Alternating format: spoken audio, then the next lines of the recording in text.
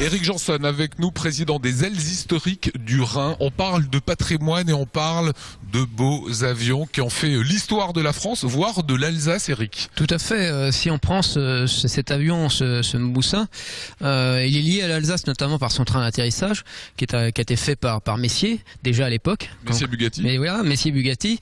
On retombe sur l'Alsace. Et puis cet avion, il y en avait un exemplaire entre autres à l'Aéroclub d'Alsace dans les années 30, en 37-38, dans la section d'aviation populaire. Donc c'est un avion qui est lié à l'Alsace. Alors si on vous parle de ça aujourd'hui, c'est que vous pouvez les voir, ces avions, les découvrir. Ça se passe sur rendez-vous, des pièces uniques avec des détails. Ça c'est quoi par exemple, ce que j'ai à la main? C'est la plaque constructeur de l'avion, hein, de sa sortie d'usine. Donc il est sorti le 8 mars 45. Spécificité de cet avion, il est en quoi? Alors c'est un bois étoile et en particulier un marouflé, donc c'est-à-dire une structure bois renforcée de plaques de contreplaqué mis entre cette structure. Donc une construction très robuste. Il faut voir quand même que le moteur à côté, il faut arriver à le porter, hein. Ce moteur qui est là. Il n'est pas si lourd, il est impressionnant mais pas si lourd que ça. Il fait à peine 80 kg, ce qui n'est pas énorme. Vous savez, le pire ennemi dans l'aviation, c'est le poids de toute façon. Donc on fait tout pour effectivement lutter contre le poids. Donc par son volume, il est impressionnant, mais par son poids, pas tellement. Voilà, et on le voit d'ailleurs, le poids des avions, en regardant celui-ci. Voici la structure réelle, hein, d'un avion. La structure tubulaire, un des types de construction qu'on peut encore trouver d'ailleurs, hein, sur certains nombres d'avions, notamment ce qu'on appelle en construction amateur, même sur certains ULM. Et donc celui-ci, c'est un Piper L4H construit en 42. Donc un avion aussi très lié à l'Alsace, puisqu'il est arrivé en Europe en 44, construit en 42 mais arrivé en 44. Et cet avion donc était au-dessus de notre ciel d'Alsace en 44-45. Donc encore un avion lié à notre histoire locale. Alors vous présidez une association qui restaure en fait ces Tout à fait, avions. qui restaure, qui préserve le patrimoine aéronautique alsacien. Donc il y a cette partie restauration d'avions de collection. Il y a une dizaine d'avions qui volent sous les couleurs de notre association et qui volent en Alsace, plus une partie muséographique où on préserve tout ce qui est instruments de bord, photos, documents écrits et tout ce qui est lié à notre Alsace, qui est une terre aéronautique. Beaucoup l'ignorent, mais c'est une terre aéronautique. Ça commence avant Première Guerre mondiale avec les usines avec Matisse, qu'on connaît pour les voitures, mais qui était un pionnier de l'aéronautique, ou Aviatik à Mulhouse-Apsheim, qui a construit les fameux aviatiques allemands de la Première Guerre mondiale. Donc on avait un constructeur alsacien très célèbre. Il y a eu un jeune stagiaire juste avant 1914 qui va devenir célèbre par la suite parce qu'il s'appelle William Boeing. Il est venu en stage d'été entre guillemets des États-Unis pour venir voir comment tournait ce constructeur aviatique qui était un très gros constructeur aéronautique avant 1914. Alors vous avez vu ce Moussin qui est en bois, vous avez vu une structure ici tubulaire qui permettait de sécuriser tout simplement un appareil. On arrive sur cet avion, moteur, spécificité Éric? Alors c'est un 4 cylindres en ligne, moteur Tigre, moteur espagnol, en fait un dérivé d'un moteur anglais.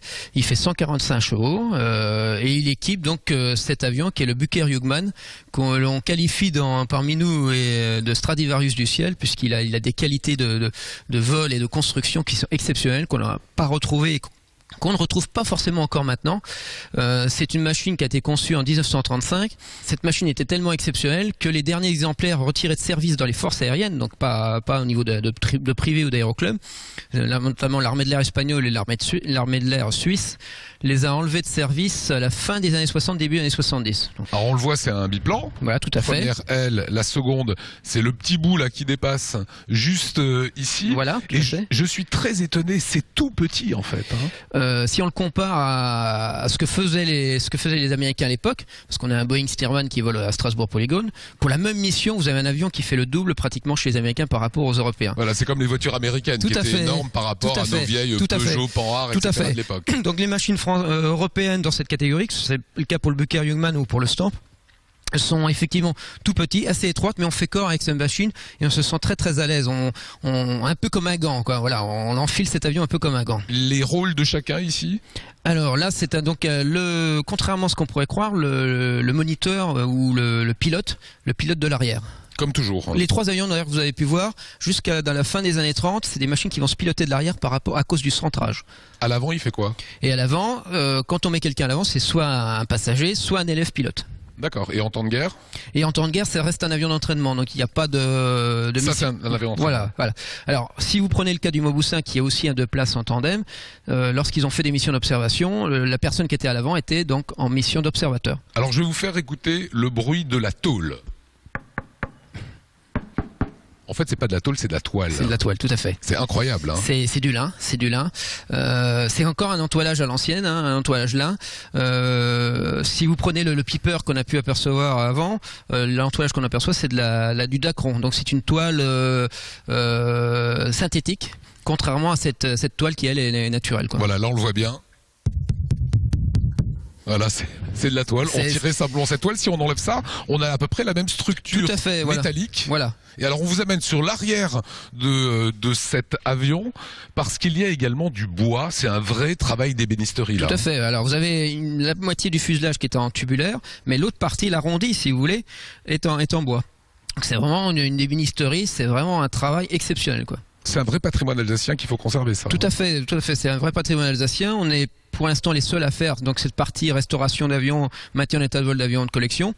Dans l'équipe, on a la chance effectivement d'avoir 3-4 professionnels, dont un menuisier aéronautique, dont un chaudronnier aéronautique, ce qui est quand même assez rare. Il saura le faire. Il saura faire, voilà. Et puis il va nous montrer, parce que justement c'est aussi une transmission de savoir en même temps. C'est pas uniquement entre guillemets, il y a cette transmission de savoir aussi bien même au niveau de l'entoilage. On a des gens qui savent entoiler, qui vont nous présenter comment entoiler. L'entoilage moderne est assez simple, mais si on refaisait par exemple un entoilage comme celui-ci, c'est une autre technique, c'est pas les mêmes techniques. Voilà, c'est pas des passionnés ça. Eric Janson, président des ailes historiques du Bas-Rhin. Vous pouvez découvrir ces avions. Il suffit simplement de prendre rendez-vous à l'adresse qui s'affiche sur l'écran.